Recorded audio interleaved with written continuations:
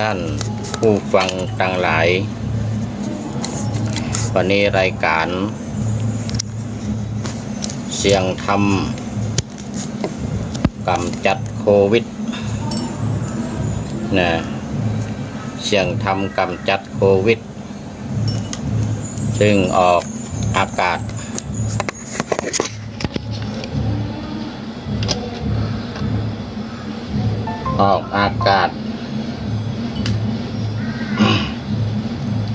ทางสถานีวิทยุ 104.50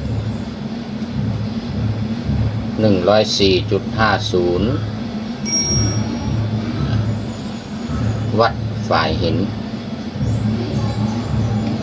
ขออภัยใส่ไมค์ทีหลัง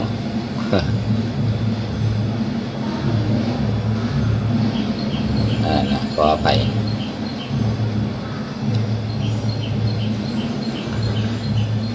รายการเสียงธรรมกำจัดโควิดนำเสนอท่านผู้ฟัง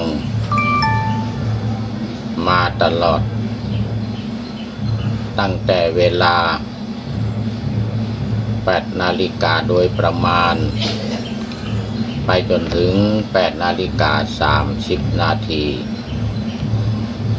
บีอมตะสัมพันธ์กำลังรับชมเจริญพรเ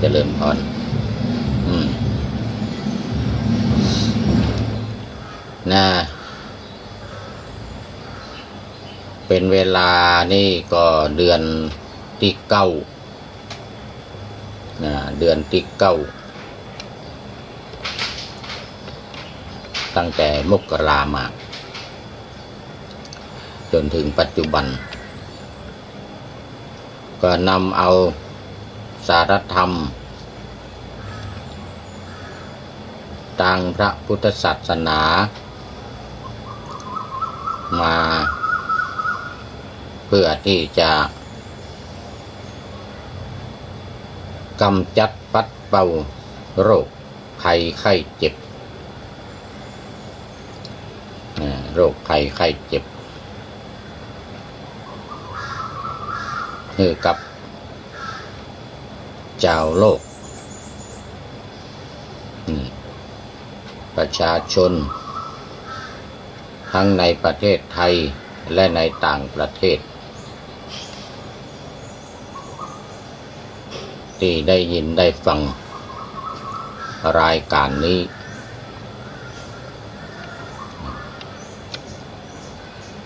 ซึ่งได้สืบทอดมาตั้งแต่สมัยโบราณคือสมัยพระพุทธเจ้ายังมีพระชนชีพอยู่เรียกว่าสมัยพระพุทธเจ้ายังบ่ตายเตื้อยังบ่ปรินิพพานเตื้อมาจนถึงปัจจุบันในหลายๆรูปแบบในหลายๆรูปแบบ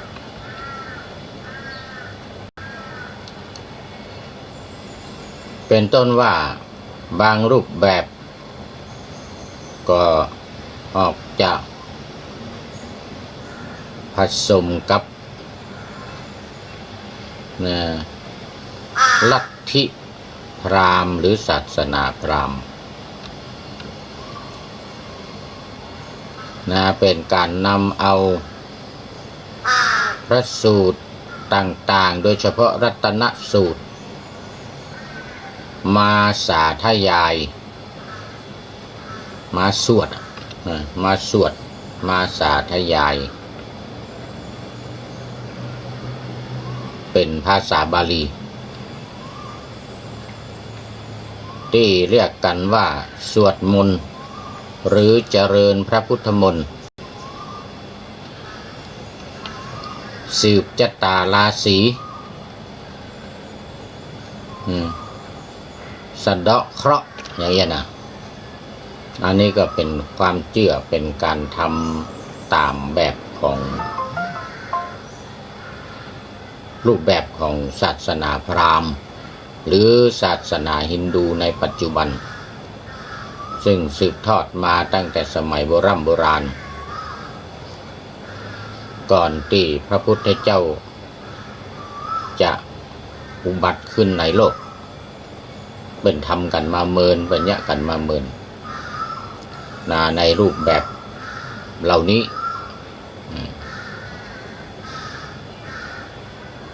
แล้วมันมาในประเทศไทยได้อย่างใดอันนี้เคยอู้ไปเตือนหนึ่งละเมื่อสักต้นรายการ 7-8 เดือนมาแล้วคือว่ามันมากับหมู่ปอกกา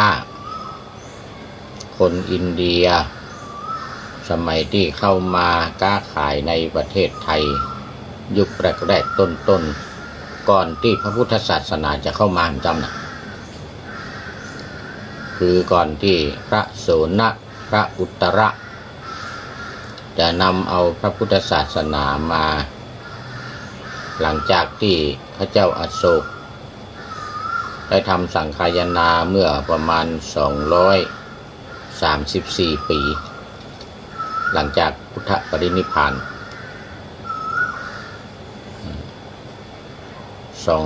234 ปี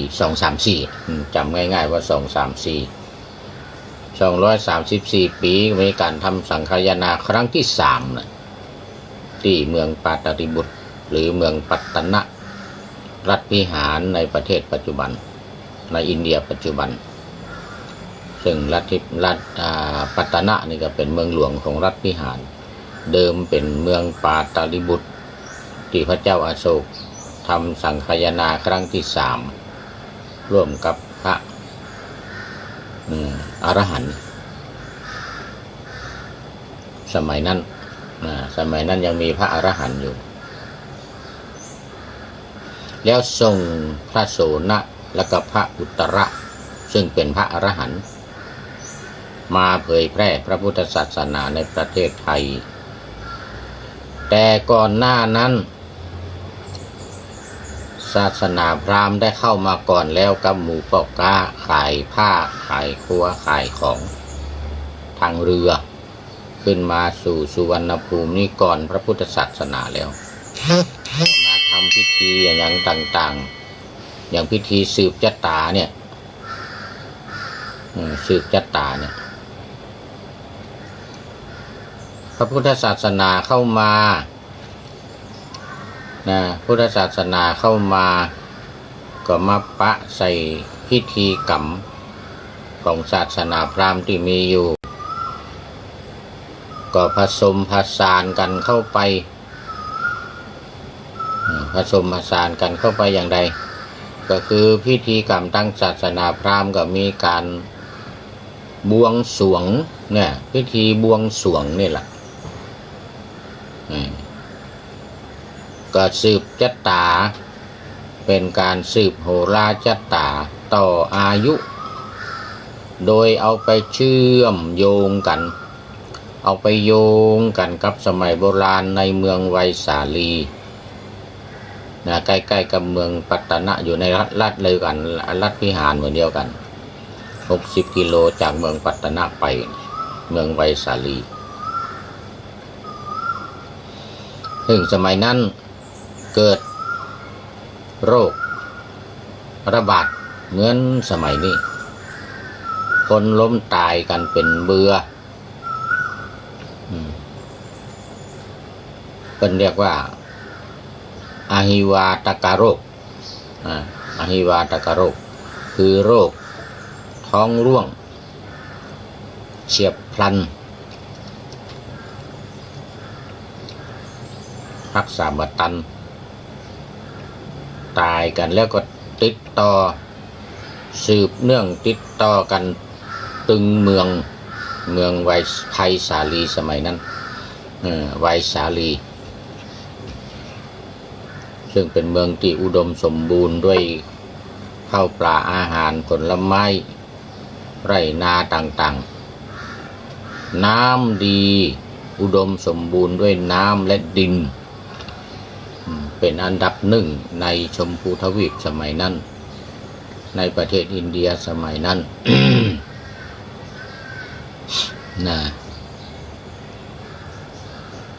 เกิด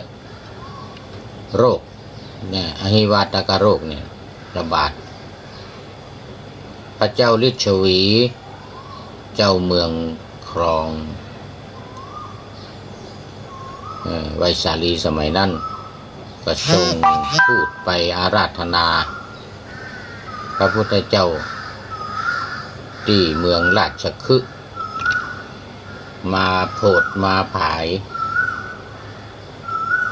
มาโปรดมาผายพระพุทธเจ้าก็เสด็จมาที่เมืองไวสาลีเนี่ยมาข้ามน้ำคงคาข้ามแม่น้ำคงคาที่เมืองปาตาดิบุตรนี่แหละ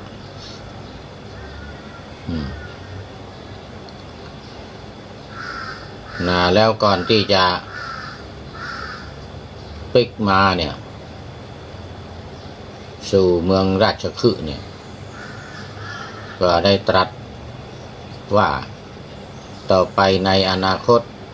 เมืองปาตาดิบุตรนี้จะเป็นเมืองหลวง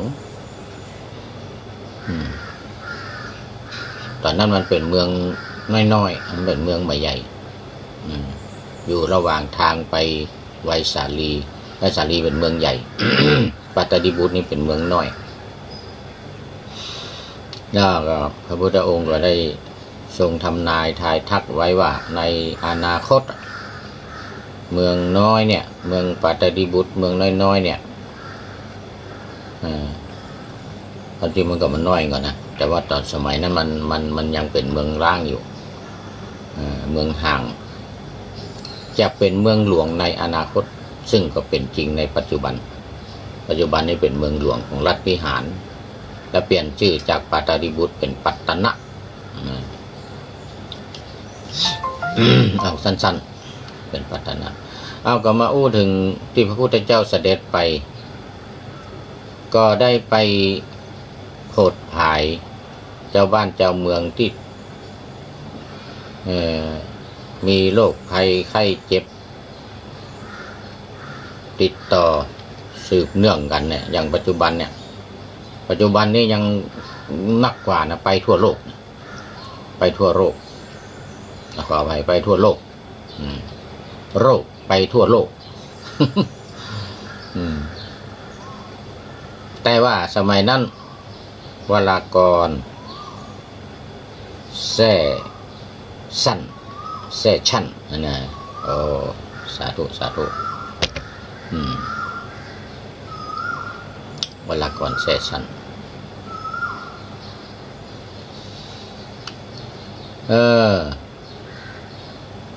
พระพุทธเจ้าเสด็จไปก็ปรากฏว่า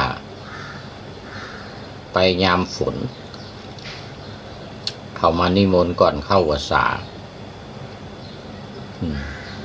นั่นก็ติดงานเรื่องพรรษานี่แหละเรื่องการเข้าพรรษานี่แหละยังไปมาได้พอไปถึงเมืองไวสาลีก็ด้วยอานุภาพบุญญาบารมีของพระพุทธเจ้าก่อนที่จะเข้าเมืองฝนตกฝนตก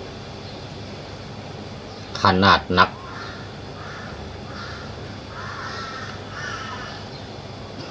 มันก็น้ำนองน้ำหลากไหลปลาเอาซากศพตั้งหลายลงแม่น้ำคงคาถ้าจะจะเข้ามาได้ตายกันเป็นเนี่ยอย่างมาเดียวเนี่ยอย่างสหรัฐอเมริกา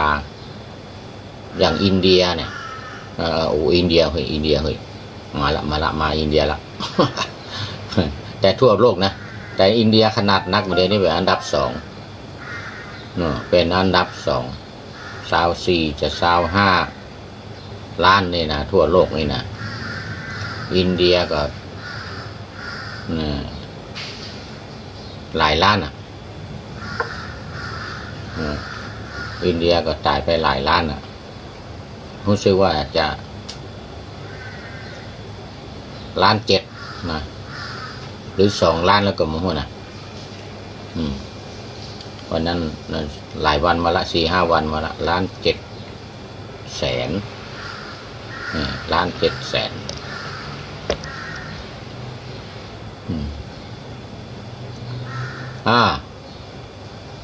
ฝนตกเทหาลงมาขนาดหนักน้ำท่วมไหลปัดปาเอาซากศพตั้งหลายที่อยู่ตามในหมู่บ้านที่ยังไม่ได้เผาเดือนเนี่ยมันนักมันนักไหลลงสู่แม่น้ำคงคาแต่มันก็ยังหมดเสี่ยงนะมันก็ยังหมดเสี่ยงก็ยังค้างอยู่ข้างอยู่นักพุทธเจ้าเสด็จข้ามแม่น้ำคงคาไปจากฝั่งตะวันตกไปฝั่งตะวันออกเมืองปัตตดิบุญอยู่ฝั่งตะวันตกข้ามไปฝั่งตะวันออกก็ไปแสดงธรรมพระพุทธเจ้าก็สวดพุทธเจ้าก็แสดงธรรมน่ะมีรัตนะเอาสูตรต่างๆไปสวดทำน้ำมนต์ทำน้ำมนต์เอาสวดต่างๆเอาสูตรต่างๆเนี่ยไปสวดพระสงฆ์ที่ไปโดยพากันสวดแล้วก็ทำน้ำปริตตัวเรียกว่าน้ำปริตน้ำสวดมนต์ไปพระไปพายไปไล่ในหมู่บ้านพระอานนท์พระสารีบุตรพระโมคคัลลาก็ซึ่งมีฤทธิ์อยู่แล้วนะมีฤทธิ์มีเดชอยู่แล้วคือไปกับไปทำสิริมงคลไปทำเป็นสิริมงคลปรากฏว่าพากันไปสวดคนมันตายกันนักแล้วก็น้ำปัดปาไปกันนักแล้วที่ตายกันอยู่ก็มีนี่นะคนที่เจ็บเป็นก็หายโรคหายภัยจาก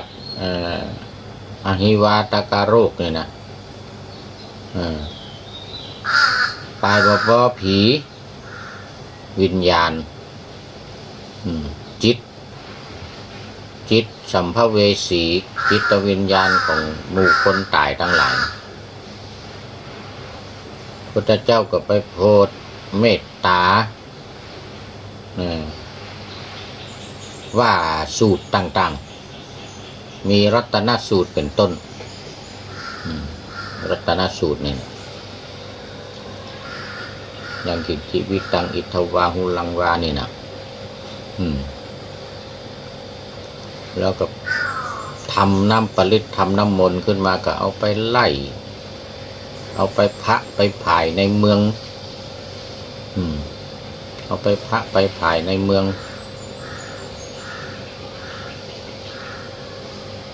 ก็ทำให้เมืองไวสาลีปลอดภัยหายจากโรคเชื้อโรคติดต่อต่างๆเนี่ยคนก็อยู่ดีมีสุขกันขึ้นมา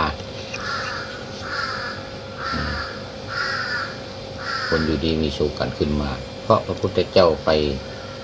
พาพระภิกษุสงฆ์ไปทำน้ำพระพุทธมนต์ทำน้ำปริตนรงค์วงศ์พิพัฒน์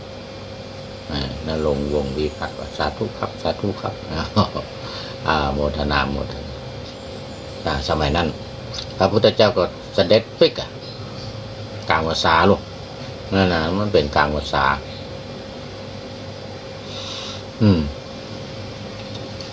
เสด็จปิกเมืองราชคฤห์มาผ่านเมืองไวสาลีขอไปผ่านเมืองปาตาดิบุตรเนี่ยปิกมาทางเดิม ระยะทางจากเมืองไวสาลีมาเมืองปัตตนะหรือว่าเมืองปาตาลีบุตรเนี่ย60 กิโลจากเมืองปาตาลีบุตรปัตตนะเนี่ยไปเมืองราชคฤห์90 กิโล92ประมาณ92 กิโลพระพุทธเจ้าเสด็จประทับอยู่ที่เมืองราชคฤห์บนภูเขาคิชกูฏบนภูเขาคิชกูฏนี่มาในประเทศไทยสมัยปัจจุบันหรือตั้งแต่พุ้นมาแล้วตั้งแต่234 ปีหลังจาก234 ปีอาจจะ35 36 37หมู่เนี้ยมาถึงเมืองไทยละก็มาหมู่พราหมณ์มันทำพิธีกันอยู่แล้วอย่างบวงสรวงปัจจุบันเนี่ยอย่างที่ทำกันปัจจุบันเนี่ยบวงสรวงก่อนที่จะมีการเททองหล่อพระพุทธรูปมีงานอย่างใหญ่ๆก็มีการบวงสรวงก็มาทำพิธีโดยเฉพาะในภาคเหนือของเขานี่นะก็สะเดาะเคราะห์สืบชะตาให้แก่คนทั้งหลายอันนี้ในช่วงโควิดมานี่ก็เหมือนเดียวกันพระสงฆ์ก็พากันไปสวดนำโดยพระเดชพระคุณหลวงพ่อเจ้าคณะจังหวัดไปสวดที่หั่นไปสวดที่นี่พากันไปเป็นหมู่ตึงจังหวัดเจ้าคณะอำเภอรองอำเภอทั้งหลายพระสงฆ์องค์เนรครูบาอาจารย์ไปสวดที่หั่นไปสวดที่นี่ทำน้ำมนต์คืออ้างอิงนะตามสมัยโบราณอ้างอิงตามสมัยโบราณที่พระพุทธเจ้าได้ทรงกระทำในครั้งนั้นมาครั้งนี้ก็ทำเป็นการไล่โรคภัยไข้เจ็บต่างหลายก็รู้สึกว่ามันหายเนาะ มันหายมันจะเป็นเพราะหลายอย่างสาเหตุหลายอย่างที่มันหายไปนี่นะที่มันหายมันหมดไปนะอาจจะเป็นเพราะพุทธมนต์รัตนสูตรนี่ก็ได้ที่พระสงฆ์ในจังหวัดต่างๆในภาคเหนือนำไปสวดไล่โควิดกันนี่นะไล่โควิด62โดยเฉพาะประเทศพม่าเอามหาสันติงมหาสันติงหลวงนะแต่งขึ้นในเชียงใหม่เนี่ยประเทศพม่าเอาไปจากเชียงใหม่ไปสวดกันขึ้นเครื่องขึ้นเฮลิคอปเตอร์ทหารก็เอาตัวหลอรัฐบาลเอาตัวสมัยนั้นนะเมื่อสัก7-8 เดือนที่ผ่านมาพม่าเอาก่อนเอาไว้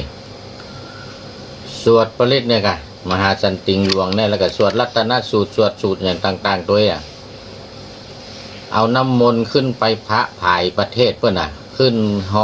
เฮลิคอปเตอร์ขึ้นไปทั่วประเทศก็พากฏว่าเพื่อนมันมีป้องกันมามี2-3 วันมานี่สัก 4-5 วันมานี่แหละว่าระบาดหนักตอนนี้พม่ากำลังระบาดหนักคนจากชายแดนพม่าเข้ามาประเทศไทยกันนักเลยทำให้เดือดร้อนทางภาคเหนือเมื่อเดือนนี้เวียงแหงอำเภอเวียงแหงอำเภอฝางอันนี้เชียงใหม่นะเขตรอยต่อก็ต้องป้องกันเอาละกินฮ้อนจอนกูอยู่ห่างล้างมือกินฮ้อนจอนกูอยู่ห่างล้างมือต้องใส่แมสหน้ากากใส่แมสใส่หน้ากากกันนะขนาดนักแล้วมันเดี๋ยวนี้ทางภาคเหนือเพราะว่าหมู่พม่าทะลักเข้ามาไหลเข้ามานี่ก็คือเปิดทำการทำงานเนาะเขาก็เข้ามาทำงานเข้ามากันนักเมืองไทยเปิดการทำงานปลดล็อกเนาะปลดล็อกแต่ก่อนหน้านั้นก็เข้ามาไม่ได้หมู่เข้ามาแล้วก็ ปิกไปมาได้นี่นะเมื่อเดี๋ยวนี้ลังไหลกันเข้ามาเพราะว่าเขามาทำการทำงาน ก็เมื่อประเทศเพิ่นกำลังระบาดหนักก็จำเป็นในชายแดนต่างๆต้องป้องกันทำสเตทควอรันตีนคนเข้ามาก็ต้องกักต้องกันต้องอยู่14 วันแต่มันยังบ่าระบาดเข้ามาในเมืองไทยเตื้อก็ตามแต่ว่าต้องป้องกันไว้นี่ต้องป้องกันไว้วันนี้ก็อู้ถึงรูปแบบแถมรูปแบบหนึ่งที่นอกจากว่าเอาธรรมะไปปฏิบัติโดยตรงสายตรงเนี่ยนะไดเรกนี่นะก็ยังมีอินไดเรกสายสวดมนต์เลยนะสายสวดมนต์นี่เขาก็ถือว่าเป็นอินไดเรกเนาะสายอ้อมในการสวดมนต์ในการภาวนาในการทำจิตให้สงบแผ่เมตตาอุทิศบุญส่วนกุศลให้กับคนตายกับคนที่เป็นโรคโควิดที่ตายไปแล้วคนที่ตายโรคภัยอื่นๆคนที่ตายธรรมดาก็อุทิศส่วนกุศลเผยแผ่ไปอันนี้ก็เป็นแถมรูปแบบหนึ่งซึ่งจะเป็นจริงแบบเป็นจริงอย่างใดจะได้ผลนักน้อยอย่างใดนั่นก็แล้วแต่ความเชื่อแล้วแต่ความเป็นจริงที่จะปรากฏขึ้นมาเพราะนั้นการกำจัดโควิดด้วยเสียงธรรมอย่างที่อาตมาทำนี่ก็ยังดำเนินไปอย่างต่อเนื่องเอาธรรมะทั้งหลายวันนี้ทำมันตันละหมดเวลา หมดเวลาแล้วหัวข้อยังเก่าๆแต่ว่านี่ก็ยังเกิดมาได้นำเสนอหัวข้อใหม่นะแต่ว่านี่ก็ทบทวนของเก่าวันนี้ก็ทบทวนของเก่าไปกฎเกณฑ์ต่างๆมีสติปัฏฐานสูตรเป็นต้นมีรัตนสูตรที่พระพุทธเจ้าทรงแสดงเอาไว้ในรายละเอียดต่างๆที่เอาเป็นบทสวดมนต์ไล่โควิดไล่โรคภัยไข้เจ็บต่างหลายตามความเชื่อของพุทธศาสนาผสมกับศาสนาพราหมณ์โดยการสวดสืบชะตาสะเดาะเคราะห์สืบชะตาสะเดาะเคราะห์เอาละวันนี้ก็หมดเวลาหมดต้องนำรายการจากท่านผู้ฟังไปขอปัญจกปัญใจให้ผู้คนให้พ้นจากโควิด-62ไปได้เหมือนกันทุกท่านเทินขอ